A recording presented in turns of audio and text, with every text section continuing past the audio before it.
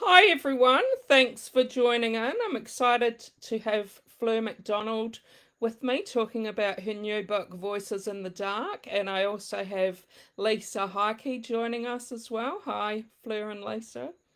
Hi. So, also really excited. Fleur's one of our associated authors this year, a new associated author, and Lisa's actually a returning associated author. So, really great to have you both joining me tonight. So, just a little bit about Fleur. Fleur has lived and worked on farms for much of her life. She became a Jillaroo before spending 20 years farming 8,000 acres east of Esperance in WA. Fleur likes to write about strong women overcoming adversity, drawing inspiration from her own experiences in rural Australia. She is a best selling author of over 20 books and two ebook exclusives. And she currently lives in Esperance with her two children and an energetic Kelpie. So, thanks for joining us, Fleur. And Lisa Heike writes as Lisa Heike and Lisa Darcy. I think that's right, isn't it, Lisa? So great to have you joining me to ask Fleur some questions. So, Fleur, do you want to start off by telling us a little bit about Voices in the Dark? And I have to show, I've got my copy here as well. Well, thank you, Jackie, and thanks for having me back again. It's lovely to be back talking to you. And yes, I've got my little copy here. I had to go and grab it a few minutes ago. Sassy Stapleton is the main character. She's got a lovely dog called Jarrah that goes everywhere with her, and she is on her way back to Barker to see her grandparents. She's had a phone call in the middle of the night saying, "Oh, it's time to come back. There's some things going on and you better come back quickly." So her uncle Abe had called her. And so she was on the way back, and it's not a spoiler to tell you that she doesn't make it in time before one of her grandparents dies. And so it's a mystery from there on because her mum turns back up from South Africa. She's got a very tumultuous relationship with her mum, and so the house is a little bit tense and a little bit anxious. And of course, it's in Barker, so that is where Detective Dave Burrows is, and we all love Detective Dave, so it sounds like. And so there has to be a mystery. But to find out what that mystery is, you will have to read the book. Mm. And I have to say that I finished reading this today, and as with all of your books, really, really loved it. And I gave it 5 stars. So, Oh, wow, thank you. yeah, I really liked the suspense and trying to figure out what was happening with everyone because there were a few things going on. Yeah, there's quite a few subplots there. Mm. And could you tell us a little bit about what the first idea was behind this? Well, bizarrely, it was as I was driving down the Hume Highway, and I was on the promotional on tour for Broadriver Station, which is a couple of books ago, and I was driving down the Hume Highway, and I saw a car go past me very, very, very quickly, which I thought was incredibly brave because it was the Hume Highway, and the Hume seems to have a lot more police than what we do here in WA. And I, she was obviously on a mission to wherever she was going. And about 20 k's down the track, I saw her ute, and it was a very obvious ute. It was bright blue, and so I knew it was her. And she was pulled over on the side of the road, and I just happened to look over, and she had her hands on the steering wheel and her head on her hands, and she looked like she was crying. And I Mm, just thought, oh, I wonder what's happened to her. And then sort of kept on going. mm, And as I got closer to where I was going, I suddenly thought, well, what if she was on her way home to see a parent or someone, and she just got a phone call to say that she didn't make it in time. So that is the mm, opening scene of Voices in the Dark. mm. And we've got a few people watching, so just wanted to say to the people watching, if you've got any questions for Fleur, please type them in comments and I can read them out. Thanks to Ellen and Unwin as well. If you do have a question for Fleur, you'll have a chance to win your own copy of Voices in the Dark. And to anyone that wants to ask questions, I'm pretty open. I'll answer most things. What about the title? Do you choose your own title, or do you find the publisher usually chooses that for you? Well, titles are always a little bit of a bone of contention between publishers and authors. We always have a working title. And to be very honest, I actually can't remember what this working title was.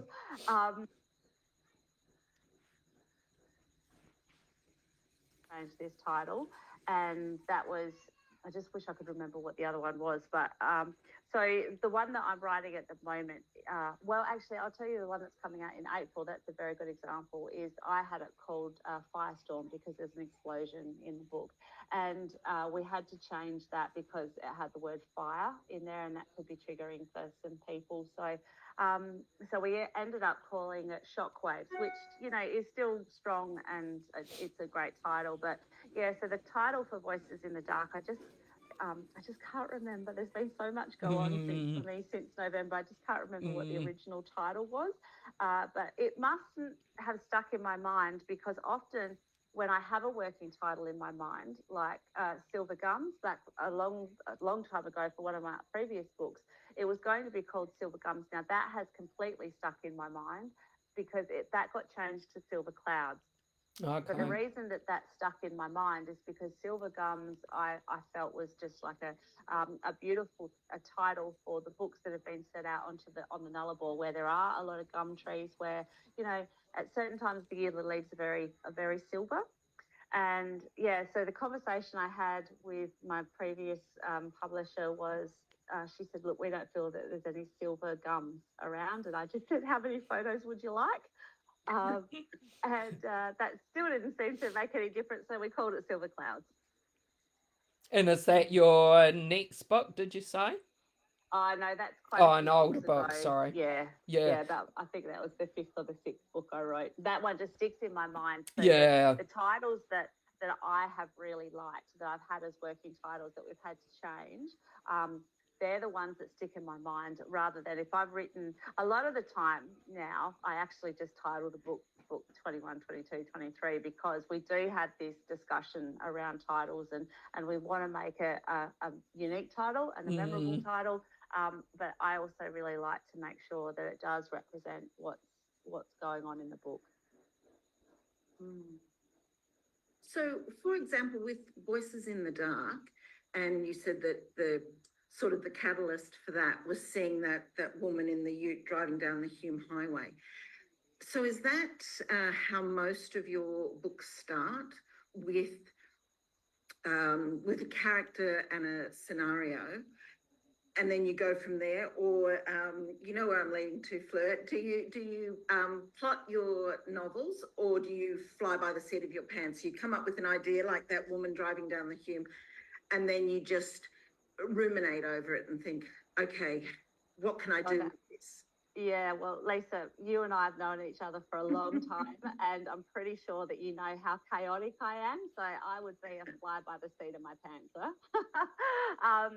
And I just totally run my life like that. Well, so I do. It's usually just the smallest granule of an idea, and it doesn't have to be a character. I sometimes get a plot, or I sometimes read. So a really great example was, there was a ghost yacht that turned up at the north of WA 3 or 4 or 5 years ago now. So there's nobody on that yacht. And I looked at that story on the news, and I thought, there has got to be some type of story here. So I just created a world around a boat that turned up in the middle of, and I had just been up north of in the north of WA, sort of coming down the coastline. So I knew all the coastline. You know, I'd camped along there, so I knew how to set that scene. It wasn't like I hadn't been there before. So that's how some of those ideas were. It just needs to be that tiniest little grain, and you can just build a world around it. And that's what I love about writing. You know, that idea that just turns up out of nowhere. You've got no idea where it's going to come from, or what idea is going to turn up. You know, that's the other funny thing.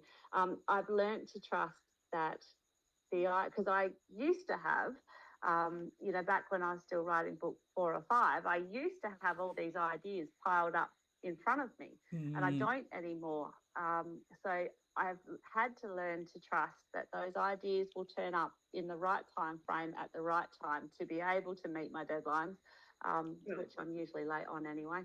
And and just go from there and actually, create that world and tell that story. And given that you're now on to, 20, 21, 22, do you find that you're as motivated as in the early years, or more motivated, or just consistently motivated? Debt is a wonderful motivator. Right. Yeah. And I do this for my full-time job. So yeah, look, motivation's a funny word. Like, this is my job. This is what I do. It drives me. I still really love it, but there are times that I sometimes would, nothing that sometimes it doesn't work, or what I'm writing I haven't managed to put it on the page quite the way that I've wanted to. It's not as deep. And you know how sometimes you can have these great imaginations in your head, but when you put it down on the page, it falls that little bit flat. So sometimes I have a few more of those times these days than what I used to have. And because it is such a constant treadmill, like you finish one, you promote it, you're writing the next one, you're editing the one after that, so like it is a real constant treadmill. But you've got to have good days to know what you've got to have bad days to know what the good days are. And the fact of the matter is, I still love writing, no matter what turns up, how many writer's blocks turn up when I'm writing a particular book. I've just decided that when the characters aren't doing what I would like them to do, it's a bit like family or friends, where they you can't always control people the way that you want to, and the characters really do have a mind of their own, and they tell you what they want to do, not necessarily what you want to write. And I've got some questions from some people watching. Wendy said she was given your first book. She thinks it was Red Dust, for a Christmas present from her husband way back, and she's followed you ever since. Very nice husband. I have never had a Christmas present from a husband. I don't have one anymore, so it's unlikely I'll ever get one. And Rachel says she loves how you draw inspiration from your own experiences in rural Australia. Did this help in shaping your new novel? Well, look, I think you write about what you know. And if I was trying to write about the cappuccino strip down the main street of Sydney, of which I don't even know what the main street is, I would have a bit of trouble. A couple of reasons I love writing about rural Australia is because it's so nice to be able to take a place that some people will never ever get to experience and put it into their living rooms or wherever they're reading. And I guess when it's saying, does my experiences that I've put into the books are the places I've been, because if you're going to write authentically, you have to have been to those places. You can't just drive through a little town or a big town or a city and not get out and feel the atmosphere. You've got to be able to know that, Joe Bloggs down the road sits on the bench seat outside the bakery to get that first cream bun that comes off out of the oven, or you've got to feel the flies, you've got to feel the dust, you've got to feel everything on your skin. So until you can, that's the reason, and that's the places that I've been that I put into books. So if you read about a town, you know that I've been there, and I've got out and I've walked the main street, I've talked to people down there. So the settings are what I use, not necessarily what's ever happened to me. Thankfully, if I go back and I look at some of my previous books, Purple Roads, where there was fertilizer stolen and some farm machinery stolen, and there's always stock theft or something. I've never. I shouldn't say this, because every time you say I've never hit a kangaroo, you always do. So this is one of those times. But I've never had any of that happen to me yet. So we'll just keep it that way. But you read about things that are in the paper, which you can pull into these stories. And Rachel also wonders, when you started writing Voices in the Dark, did you plan to have it be sorry, I can't even say it properly now. Suspenseful. Yeah, look, I don't write romance. I said before, I'm divorced. I lived in a domestic violence relationship for about 20 years. I don't, not romance and love is not something that I believe in very much. So it's always going to be some type of mystery, some type of crime in my books. You'll probably get a nice relationship. You know, Dave, my detective Dave, and his wife Kim have a nice relationship, and some of the other people that are in there have nice relationships, but it would be very unusual for you to find much romance in my books. It's not something that I really feel comfortable in writing, actually.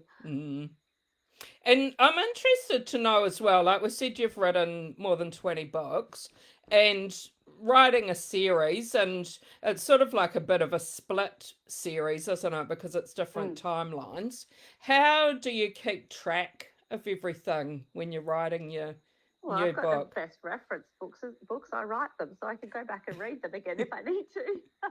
And I never read them once they actually come out. I never read them again. So I'll flick back and I'll find, someone's name, or if I've got some vague recollection that, I don't know, the guy that runs the pub, Hopper, he might have had something in his life that I might just have to go back and check on. But you know what? The readers are the best people to ask, because when I've finished a book and I've promoted it, I actually forget about it, because I've always wanted one of those pensives that they talk about in Harry Potter. You know how Dumbledore had a pensive where you could just, empty your thoughts out into this great big cauldron and then go looking for them all the way through. I've always wanted one of them, because my brain space is not big enough to hold everything that I need to hold in my head. So once I finish something, I just let it go. I don't think about it. Yeah, so you don't keep a spreadsheet or a database or anything like that? No, I'm not that organised. Yeah. So, and like I said, the readers are the best people to ask, because so often they know off the top of their head that it's something that I can't remember. I couldn't remember. I was writing one of the early Dave Burrows series when I was in Perth one time, and I didn't have any other books with me, and I couldn't find his daughter's names. And I had no idea what they were. And this is obviously one of the fairly early ones of the early Dave Burrows series. And I just put a call out on Facebook, and I said, anyone who can tell me the name of Dave's daughters, free book. And seriously, I had the answer within literally 2 seconds. I couldn't believe it. I had no idea. I created these people and I had no idea. And yet it was so easy to get the answer from the readers. So it's, and I guess that's such a wonderful spot to be in, that readers remember because they love the books. It's just such a privileged spot to be in. And Yvonne said she unpacked a box from when she moved 7 years ago and found a copy of Emerald Springs. And well, sorry. I was going to say Emerald Springs is a really that's what made Dave. That's the book that really made Dave. Did she like it? I'm sure she did. And Vicky says she loves all of your books, inspiring, and definitely stay with me. Congratulations on your amazing skill and gift to us all. Oh, thank you. That's very nice lovely. from Vicky. I know as well, like more recently have been putting out 2 books a year. So you'll have another book coming out soon, is that right? Yeah, so I've been putting out 2 books a year since 2014, which sort of, it's a full-on year when I'm doing that. And yes, Shockwaves is coming out in, I think, about 6 weeks. So it's coming out on about the 3rd of April, which is going to be really exciting. There's a beautiful cover for the Young Detective Dave series. There's this time the bum, I think.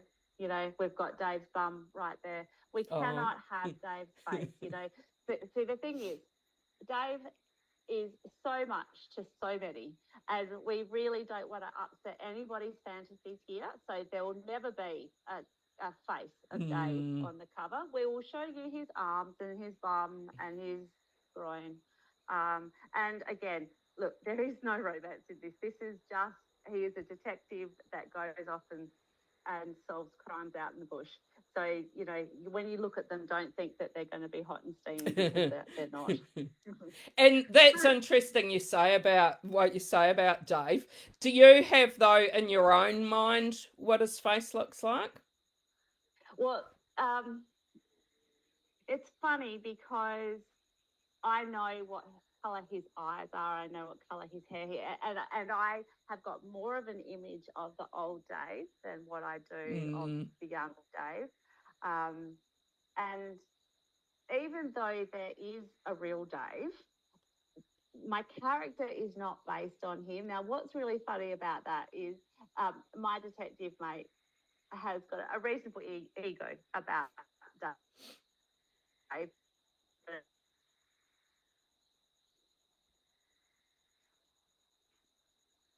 I have had an issue where, you know, I will write things in Dave's voice that sometimes I can hear him saying, but sometimes I can hear another friend saying, or another friend, or another friend. And so he may well be like this whole melting pot of a heap of different people, which just makes him Dave. So there's a lot more life in Dave? Well, now, look, Dave is on the wrong side of 50, which I'm just about to be. So, and funnily enough, Dave has some of the things in his life have mirrored mine, and he at some point will probably get to the stage that he does actually have to retire. Now, what I have done before anybody goes crazy online, I have promised not to kill him, because I do have a habit of killing my favourite characters. Right. So that bit is set in concrete. He won't die. He may go and get a caravan and go for a drive around Australia at the same time as I do, and get his his private investigator's certificate. He may do that, or I may just shorten the time frames in between the cases until he runs his race. I guess at some stage he will run his race. I don't know. It's hard to know quite what to do with him, but he does have a bit of life left in him yet. At least another 3 books. Oh, that's good. Good. That's because I'm contracted for 3 books, guys, not because I think I'm going to do something with him in 3 books' time. Okay, yeah, just clarifying. And our viewers always like to know what you like to read, and this is probably a question for both Fleur and Lisa. If maybe there's something you might have been reading lately that you want to recommend to us. Well, I haven't read a decent book. Like, when I say decent book, I just haven't read a book. I haven't been able to read just because I am so busy. But I spend a lot of time driving or in the air at the moment, going back to South Australia. And I have discovered, which I'm very late to the party, but Sally Hepworth's books. I love her books. Yeah, she is so insightful, and her books have so much depth to them. I'm really, really loving them, and I think I'm on my 4th. And I don't usually binge read authors. I usually like spread them out. But I so enjoyed, Darling Girls. I went and got The Mother-in-Law, and I can't something about soulmates. I think it was called The Soulmates. Soulmates, yeah. Yep. And then the one that I should just look it up. The one that I'm looking at now, it might be, is it The Young Wife or The Younger Wife or yeah, something? The Younger Wife, The Younger I think. Wife. Yeah, The Younger Wife. That's what I'm listening to. My favourite, I think, of hers all time is The Good Sister. Have you read that one? Oh, okay, right. Well, I'll write that down. Like, I've loved all of her books, but I'd have to say The Good Sister's my favourite of all of hers. Yeah. Cool. What about you, Lisa? I've got Darling Girls. It's on my to-be-read list, along with lots of others. But like you, Fleur, it's like just finding the time. And then, I don't know about you, but when I am reading, and a lot of the time I listen to audio, like if I'm on the treadmill or flying, but then I feel guilty for sitting down and reading. I just go, oh, well, you have to read. If you're going to write, you need to read it as well. It's funny, isn't it? Sometimes I think as writers that we don't need to read. We not certainly when we're writing. So I've got to the point that I just No, don't beat I myself agree. up if I don't read. I know that there will be times during the year that I do, and I'll do what I've done now. I've been traveling a fair bit, so instead of listening to music, I'll listen to a book. Yeah, I'm a big podcast listener as well, but I don't know that we and I'll probably be going against the grain here, but I seem to do that a bit anyway. But I don't know that we need to read the way that so many people say that writers do need to. I think we need to have been readers in the past, because that way we subconsciously know how to structure a book. And we know what it's like to be so involved in the pages that we feel like we're actually in the storyline. But and like I said, I know that there will be times that I read. I'm very, very picky about what I read these days. If I, read the first chapter and I work out what's happened, I go to the back of the book and I read the last chapter and I'll go, yeah, I was right. I don't even bother reading it. But there's been two novels recently. One of Ben Stevens is, I think it was Green Light, and I worked out halfway through the book, who done it. But the writing was enough to keep me absolutely involved in the pages.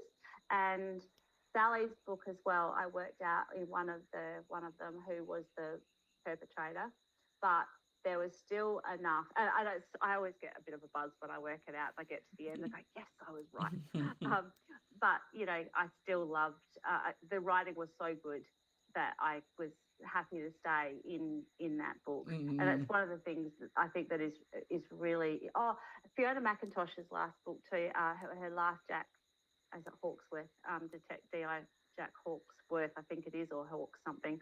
I worked out in that book, but again, Fiona's books are so incredibly crafted that it's, even though I'm pretty sure, like 99.9% sure, it's still enough to keep me reading to the end of the book, and that's the sign of a very, very well written book. Wendy said she really enjoys the country, down to earth, practical feelings of your books. As a person who grew up in the country, quite isolated from town, having schooling by correspondence, etc., you can pick up and understand when people have this background. And Dave certainly carries that essence of country. Well, I spent a fair bit of time when I was a kid, either on my Nana and Papa's sheep station, and then my mum and dad also had a cattle station out of Alice Springs. And so I've grown up without power. I know what it's like for it to be very hot. And so it's very easy to hear turn the generator off at night, or to see the kerosene fridge there, or the gas fridge. Gas fridges are a bit more modern these days, but used to be kerosene fridges. And, all that type of thing, the way that people live up there. So, when I was a kid, I had no idea that grounding and that life that I was living was going to hold me in such good stead. And, if I hadn't had that grounding, just as if I hadn't created Dave, I'm not sure that I would have been lucky enough to have the career that I'm having. So I'm very, very lucky. And Kelly says, did you expect Dave to be so popular? If I had known that Dave was going to be as popular as what he is, I probably would have given him a different name, because my mate, his name is Dave. So I probably would have given him a different name. But no, I didn't. I've just started to think back, because I'm turning 50 this year, and I've done a lot of reflection over the last 6 months, and I suddenly thought, how on earth can somebody's life change so much when you create an imaginary friend? And that's exactly what's happened. So bizarre, and you wouldn't think that an imaginary person can change someone's life, but it really, really has. And I'm very protective of Dave, and as time's gone along, I've got to know him so well that he's quite easy to write, because I know how he'll react in certain situations, which is why in the back of right towards the end of Voices in the Dark, he does some things that are really out of character for him, and that goes back to his early Dave Burrows time, you know, when some of the situations he's been put in with family and friends and that, and you know, his heart is so big and so good. It's just sometimes his personality doesn't allow him to do the things that he knows that he should do. And when you first wrote that book with Dave in, was the intention for it to be a series? Which age group? Sorry, the old Dave or the young Dave? The very first one that either. Red Dust. Yeah. No, I didn't even know that he was going to hang around. So what happened there was pure laziness on my behalf, I think. I wrote Red Dust, and then there was, I think there might have been 4 or 5 or 6 books in between where Red Dust and Emerald Springs comes along. And in those books, Blue Skies didn't have him in it at all. Purple Roads might have mentioned him in about a paragraph, whatever came after that. Dave was mentioned sort of in sort of passing in all of those books. And I got to Emerald Springs and I needed a detective because there's a carjacking in the first scene. And I thought, oh, okay, like, so how am I going to create this detective? And then I suddenly went, oh, I don't need to, I've already got one. So a pure laziness, I suppose, but it seems to have worked really well. And Jodie's got a good question. She said, could you ever see Detective Dave as a TV series or a movie? Oh, well, I think that's what all authors really would hang out for. Yeah, look, I think that there's probably enough stories there now that there could be a series, but, you know, breaking into TV is incredible, or any type of, you know, telly, whether it's streaming or whatever, is really tricky. And especially when, you know, there's better writers out there than what you are, like Chris Hammer, Jane Harper, you know, all of those types of people. It's much, you know, they're the books that are in everybody's faces that are going to get picked up much more before my Dave series is going to. And I have to ask you, if it was a movie or a TV series, who would be the ultimate actor? I have no idea. Do you know, I hardly ever watch TV, and if I do, it's the ABC, and there's no cute guys on that. And yeah, I'll watch Midsummer or Vera, or, you know, some of those very well tried and tested series. So I don't know. We have had this discussion in quite a few events that I've done recently, and I'm often amazed, again, which is why you'll never see a Dave face on these covers. I'm so amazed at how all of the people that read my books have this ownership over Dave. And we were talking about one of the what are the twins' names? The really cute, muscly. Liam and Helmsworth. Okay, them. So we're talking about one of them playing Dave, and this little lady down the front, who I swear would have been 90, if not 95. She said, "No, you cannot have him as playing Dave because he doesn't look like this, and this." Like, well, there you go. See, that's why. So I really don't know. I think I'm open to suggestions. I'm not sure we can afford any of the really great, excellent Australian actors, though. And Kelly has a good question as well. She wonders if there's an author you'd like to write a novel with. Oh, well, that's an interesting question because we haven't, that's sort of happening a fair bit at the moment, isn't it? Sorry, you'll just have to, my son's just come home from work, if you hear any noise in the background. Michael Connolly is my favourite writer. I don't care if I get to write a book with him or not, but I would just love to sit in a room and talk to him. Yeah. That would be my ideal. Lisa, have you ever wanted to write a book with anybody? Only because I'm a bit lazy, and I just think that the collaboration would be, you know, would take the pressure off. Kind of like, you know, and would be inspirational. Like, you write this part, I'll write that part, or you write, that character, I'll write the protagonist, what have you. But oh, look, Anita Heiss and I have talked about it on occasion. Yeah, and obviously, I write completely different genre to you. But that's where I'll get the cappuccino strip information from. You'd be able to do that well. Yeah, exactly. Yeah, but I do I like the idea just because you can bounce ideas off one another. Yeah, and isn't that, that's a necessity, I think, as a writer, whether you are writing with a book with someone or just writing your own novel. I really enjoy talking to my mate. So Dave reads everything that I write before I ever send it in, and he and I bounce ideas around all the time. I was actually just talking to him this afternoon. So, we have this... and the best thing about Dave, as well as being a detective and a copper for, like 40 odd plus years or something, he loves to read. So, he also understands that side of it as well. He was the best find when I rang the stock squad there at one stage back when I was writing Red Dust. I was very lucky to find him. So he wasn't someone you knew before, you just happened to come across him.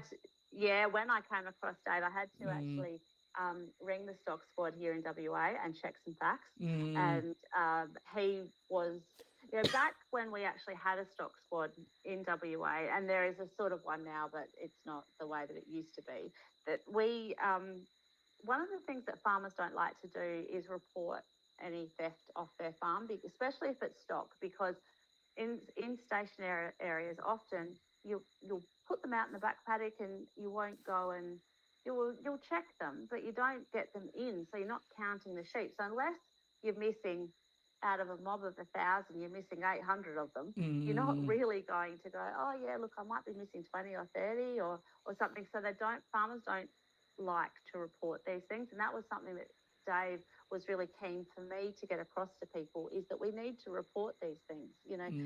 Stock theft and any type of rural farm theft costs Australia, hundreds of thousands of dollars, millions of dollars every year. And if we can report it, and a long time ago, crime used to be very opportunistic, and it's not like that now. It's very organised, especially when with diesel prices the way they are, people going onto farms and taking fuel. We have farms are probably have more security on them than what you guys in the city have on your houses these days. Yeah.